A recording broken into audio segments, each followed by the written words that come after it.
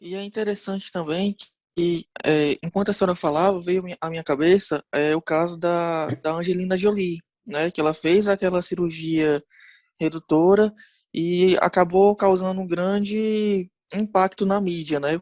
Principalmente com relação ao tipo de cirurgia que ela fez, né? Ainda mais É, na situação da mulher, com a retirada das mamas, que é um impacto muito grande no corpo feminino como um todo e com relação à sexualidade também. exatamente. A Angelina Jolie foi uma, de uma atitude corajosa e cheia de dignidade, né? Assim, eu acho que ela divulgou, assim como a gente está tentando fazer aqui através desse podcast, esse tipo de condição para que mais pacientes reconheçam isso, mais médicos saibam disso, mais se invista nesse tipo de pesquisa e que a gente consiga entregar esses benefícios para mais pacientes. E nesse sentido, ela teve muito alcance, né? O mundo inteiro ficou muito mais atento para esse tipo de condição depois do depoimento da Angelina Jolie no New York Times naquela época. E eu vi na época muita gente até criticando medidas tão radicais, né? De retirada das mamas e de retirada dos ovários, das trompas, do útero. Mas, na verdade, para algumas condições, como a dela, por exemplo, isso é sim apropriado.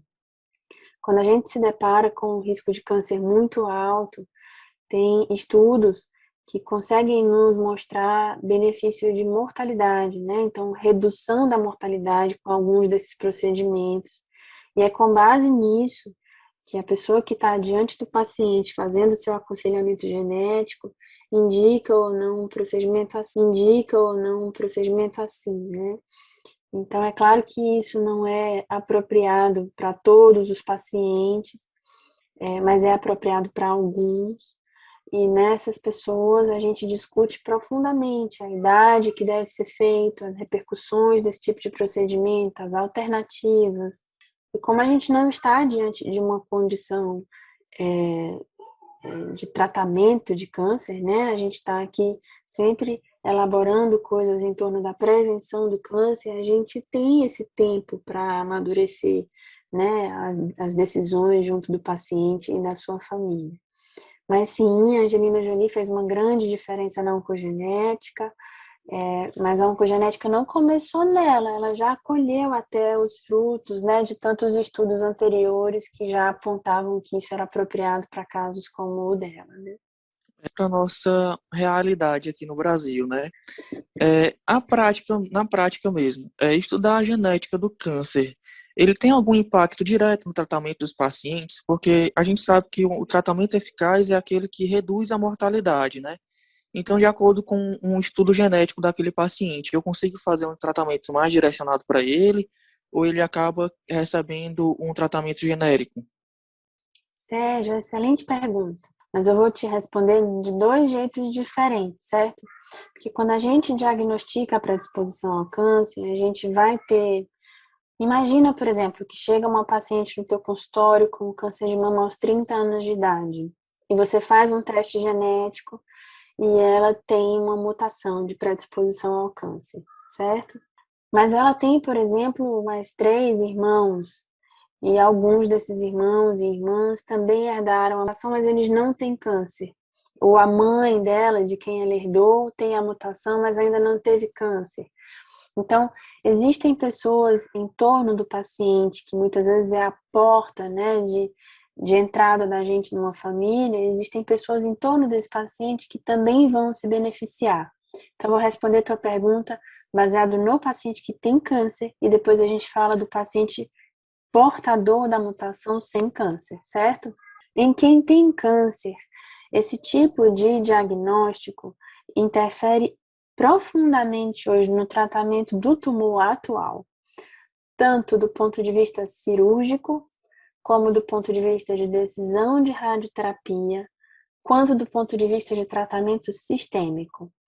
Do ponto de vista cirúrgico, a gente pode modificar a abordagem cirúrgica, por exemplo, para mama.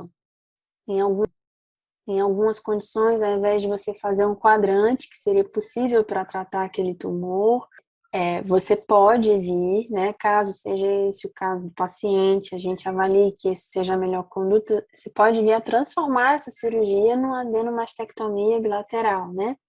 Trata o tumor, mas precisa retirar o restante de tecido mamário da mama acometida e da mama contralateral. E isso porque tem alguns dados que em algumas dessas síndromes a gente reduz, sim, mortalidade. Do ponto de vista de radioterapia, também muda, porque em algumas síndromes, por exemplo, a síndrome de Li-Fraumeni associada ao GNTP53, a gente evita ao máximo fazer radioterapia. Então, de novo, usando o câncer de mama como exemplo, se você tem uma paciente com Li-Fraumeni que tinha um tumor pequenininho que dava para fazer um quadrante, e essa paciente automaticamente depois iria para uma radioterapia, nesse caso de Li-Fraumeni, a gente vai dar preferência a fazer uma cirurgia radical da mama para desviar a paciente da radioterapia. E do ponto de vista de tratamento sistêmico, também agora, mais do que nunca, a gente está tendo grandes modificações baseadas nos resultados genéticos, tanto na doença metastática quanto na doença localizada. Então, novas classes de drogas, como, por exemplo, os inibidores de PARP, são drogas que são aprovadas tanto no Brasil quanto em vários outros países do mundo para tratar pacientes com deficiência de recombinação homóloga, com mutações em genes como, por exemplo, o BRCA1 e BRCA2. E em câncer de ovário, em câncer de pâncreas, em câncer de mama, essas drogas aumentam sobrevida. Então, são modificações com profundo impacto, seja a área que a gente está atuando no cuidado do paciente oncológico. Mudando para aquele paciente portador da mutação sem câncer ainda, o nosso objetivo nele é que ele não tenha câncer, né? Então, a gente estava falando mais cedo desse tripé, da medicação redutora de risco de câncer, do rastreamento intensivo e da cirurgia redutora de risco de câncer. Esse tripé se propõe a isso, a que o paciente não tenha câncer, ou caso ele venha a ter, mesmo com essa proposta toda de cuidado, que a gente diagnostique esse tumor numa fase tão precoce que isso ainda seja curável, né? Que isso não tenha um impacto grande na mortalidade, que isso não tenha um impacto na longevidade do paciente, né? No tanto de tempo que ele vai viver. E isso é verdade já para vários desses procedimentos.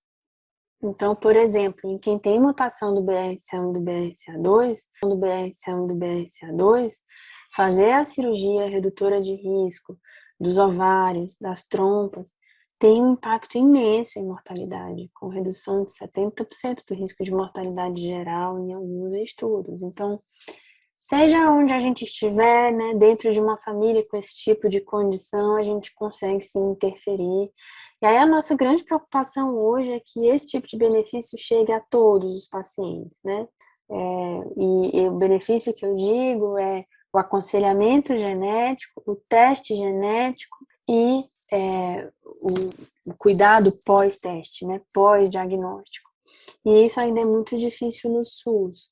Então, a gente está dentro do SUS, né, dentro do G1, e a gente sabe que a gente se depara com pacientes que mereciam, né, como todos nós, receber toda essa assistência, mas isso é mais difícil no SUS, porque o SUS não dá cobertura ainda para o teste genético, nem dá cobertura para muitos desses procedimentos e drogas utilizadas nos pacientes com predisposição ao câncer. É muito interessante, muito importante a gente falar sobre a Angelina Jolie, né? E quanto a gente ainda percebe que precisa falar sobre isso, precisa divulgar.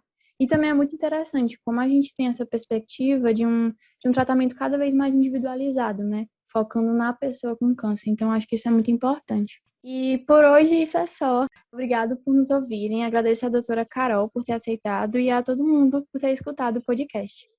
É uma honra, pessoal. Contem comigo. Saúde para todos.